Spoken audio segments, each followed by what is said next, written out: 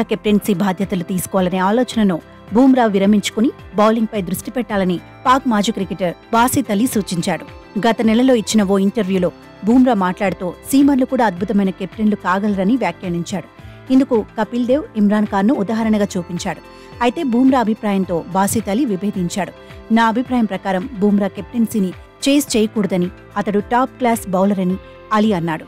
బంతిపై మాత్రమే దృష్టి పెట్టాలని సూచించాడు. ఇక కపిల్ దేవ్, ఇమ్రాన్ ఖాన్ కెప్టెన్సీని బూమ్రా ఉదాహరణగా చూపాడని, వారు జట్టులోకి బౌలర్లుగా అడుగుపెట్టినప్పుడు కెప్టెన్లుగా చేయలేదని గుర్తు చేశాడు. వారు ఆల్రౌండర్లుగా తయారై నిరూపించుకున్నాకే ఇద్దరికీ నాయకత్వం అందిందని అన్నాడు. ఆల్రౌండర్లకు, బౌలర్లకు అదే తేడా అని చెప్పాడు.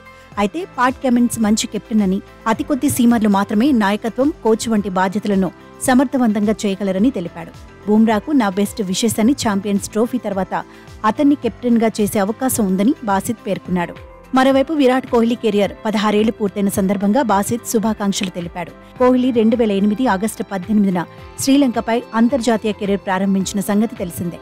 కోహ్లీ క్రికెట్ లెజెండ్గా మారడంలో పడిన శ్రమను బాసిత్ గుర్తు చేశాడు. సచిన్, సౌరభ్ గవాస్కర్, ద్రవిడ్, యూనిస్ ఖాన్, జావేద్ మియాందార్ వంటి వారు సుదీర్ఘకాలం క్రికెట్ ఆడారని, వారి పరిశ్రమతో అత్యున్నత ఆటతీరు కనబర్చారని తెలిపాడు. విరాట్ 16 ఏళ్ల పాటు ఆడాడని చెప్పడం చాలా తేలికని అన్నాడు. కానీ ఈ రోజుల్లోని కిడ్స్ కు అతడు ఎన్ని ఎగుడు దిగుడులు చూశాడో తెలుసా అని ప్రశ్నించాడు. సచిన్ క్రికెట్ ను చాలా ప్రేమిస్తాడని, నిద్రలో కూడా అతడి పక్కన బ్యాట్ ఉంటుందని చెప్పాడు. మనం ఇలాంటి కథలు చాలా వింటామని, కానీ ఇప్పుడొచ్చే కుర్రాళ్లు వాటిని పాటించడం లేదని బాసిత్ వ్యాఖ్యానించాడు.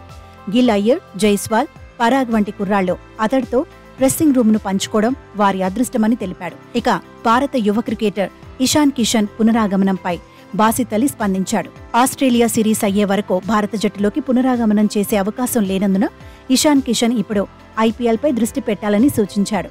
నిజానికి ఛాంపియన్స్ ట్రోఫీకి కూడా తీసుకుంటారన్న నమ్మకం లేదని, ఆ తర్వాత ఏం జరుగుతుందో చూడాలని అన్నాడు.